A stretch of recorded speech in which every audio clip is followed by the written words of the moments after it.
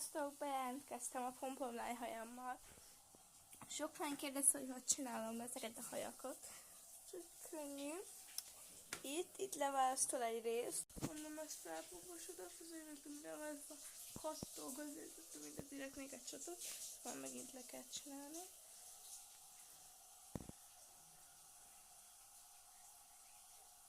Istenem! Lesz még egy köröm szóval.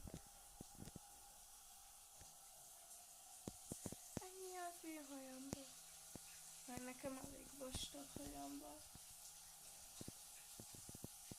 Kész is vagyunk. És ezt használom, milyen vasaláshoz ajánlom, akkor előtte rakjátok rá, meg ilyen lesimítsa meg gubanc elleni. Egy ez. Meg amúgy ezt simítsa le a hajamat, mert néha vízzel szoktam. Puszi, jó éjszakát!